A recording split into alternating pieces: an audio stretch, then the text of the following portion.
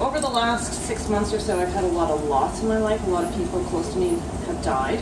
Some of you know Max Tell. I was really close with Max and his wife.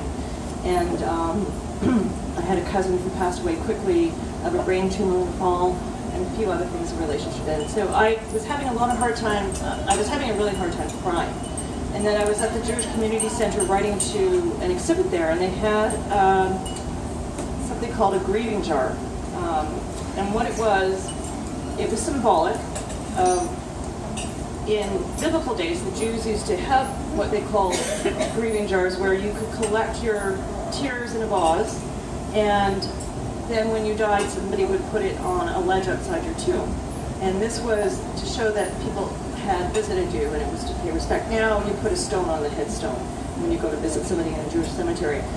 But if you were afraid that somebody wouldn't come and visit you and you wouldn't have a grieving jar, you could collect your own tears and put them on and give them to somebody to put on the shelf for you. So, although I guess if somebody wasn't going to come and see you anyway, there's no guarantee they're going to bring it.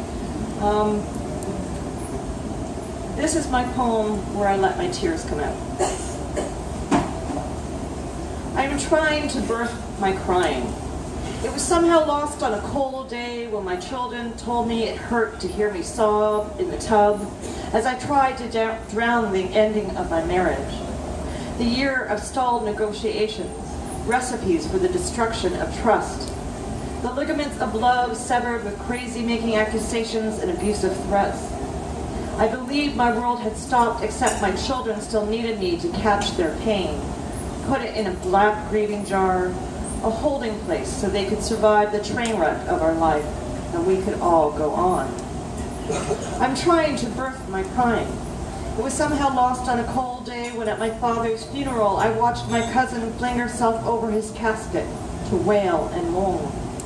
Knowing she couldn't say goodbye to the man who saved her life more than once, I watched her slouch into a chair while I pulled myself up straighter than the pillars holding my father's coffin. Wheeling my aunt toward her baby brother's quiet body, her tears shook the room, her horror catching my torn sleeve as I brushed past, to walk this plank of death, to share a eulogy for the man who gave me life, words and pastrami sandwiches on Sundays. My tears stuffed into a green plastic cup, a holding place until they could be shed later. I'm trying to birth my crying. It was somehow lost on a cold day when you, weeping like a baby, told me you could no longer love me because you loved me so much. And all I could do was try to make you stop driving so fast so you wouldn't miss the signs. Impatience can kill love if you don't slow down. You miss the chance to devour the aromatic embraces of enchantment when you've known so little of it for too long. Stuck in your own traffic jam, the sirens of loneliness blaring, you poured your tears all over the roadway of goodbye, while mine stockpiled into the back seat for another time. I'm trying to birth my crying.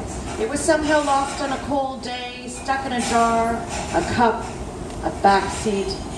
I so envy all of you who weep in silence, wail at movies, dance alone, together, hearts breaking, worlds mending. What do I have to do in order to give birth to my crying, to my tears?